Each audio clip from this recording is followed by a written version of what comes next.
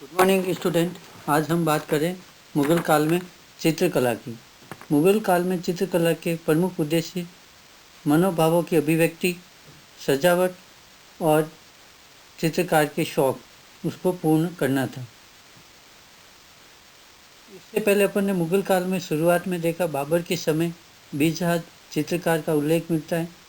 अकबर के समय हजमनामा में चित्र मिलते हैं। खानदान तैमूरिया में तुर्तीनामा में चित्र मिलते हैं। बसावत द्वारा त्रस्काय घोड़े का चित्र बनाना महत्वपूर्ण है। जहांगीर के समय चित्रकला का सर्व उत्कृष्ट नमूना देखने को मिलता, जिसमें उस्ताद मंसूर, अबुल हसन, फारूक बेग, मनोहर दौलत, बिशनदास प्रमुख चित्रकार थे। शाहजहाँ के समय चित्रकला में आगे विकास हुआ, पर शाहजहाँ चित्रकला से अधिक स्थापत्य कला पर ध्यान दिया। उसने स्थापत्य कला में अधिक ध्यान देने के कारण चित्रकला पर इतना ध्यान नहीं दिया जितना कि जहांगीर के समय या अकबर के समय दिया गया। शाहजहाँ ने स्थापत्य कला में एक से एक महान भवनों का निर्माण कराया, जिसमें दिल्ली का लाल किला, ताजमहल प्रमुख रूप से, आगरा का लाल किला प्रमुख रूप से माने जा सकते हैं। शाहजहाँ के समय जब चित्रकार में संरक्षण नहीं मिला तो अनेक दरबारी जो चित्रकार थे वह एक स्थान से दूसरे स्थान पर चले गए। यानी चित्रकला में जो मुगल काल में बैठे थे चित्रकार, संरक्षण पूर्ण रूप से जो पहले मिल रहा था वह उनको शाहजहाँ के समय नहीं मिला, इसलिए धीरे धीरे वह वहाँ से स्थानीय स्तर पर चले गए और इस प्रकार भारत में स्थानीय स्तर पर स्थानीय चित्रकला का विकास और हुआ। इस प्रकार भारत में अनेक केंद्र बन गए चित्रकला निर्माण के।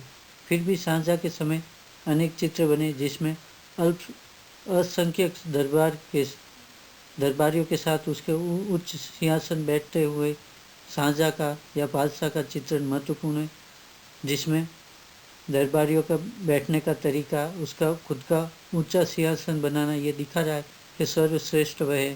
साथ में दरबारियों की वेशभूषा, उनके आभूषण और बादशाह के आभूषण और उसकी वेशभूषा, उसके आसपास के लोगों का वर्णन और दरबार का भव्यता का चित्रण किया गया, जिससे उस समय की उल्लेखन मिलता है। पृष्ठभूमि में धुंधले नगर का दृश्य वाला चित्र भी मिलता है, जिससे तत्कालीन शहर की स्थापत्य कला कैसी थी, वो कैसा बसावट थी, उसका भी उल्लेख मिलता है। इसके अलावा वार्तालाप वाले चित्र हमें देखने को मिलते हैं। इस समय जो प्रमुख रूप से चटक रंगों का प्रयोग, लाल, पीले, नीले रंगों का प्रयोग, इसके साथ में एक प्रमुख नवीनता जो थी वो बॉर्डर का प्रयोग प्रमुख रूप से देखा गया है। प्रमुख चित्रकार उबेद था, उसका प्रमुख मुशवा गोबर्ट में उसका वर्णन किया गया। मुरारी, विचित्र आदि चित्रकार थे। औरंगजेब के समय चित्रकला में औरंगजेब की रुचि नहीं थी, इसलिए चित्रकला प्रभावित हुई और जो संरक्षण जहांगीर के समय मिला वह नहीं मिला। शाहजहाँ के समय कम हुआ था और औरंगजेब सुन्नी कट्टरता को मानता था, इसलिए उसने चित्रकला को पूर्ण रूप से बढ़ावा नहीं दिया। इस कारण चित्रकला धीरे धीरे क्षेत्र की ओर अग्रसर हो गई और स्थानीय स्तर पर भारत में चित्रकला का विकास हुआ, जिसमें स्थानीय चित्रकला, राजस्थानी चित्रकला, कांगड़ी चित्रकला, दक्षिण में चित्रकारी प्रमुख रूप से देखने को मिलती है। इस प्रकार यहाँ पे जो चित्रकारी थी जो बाबर के समय शुरू हुई, जहांगीर के समय चरम उत्कर्ष पर चढ़ी और धीरे धीरे पतन की ओर अग्रसर हुआ।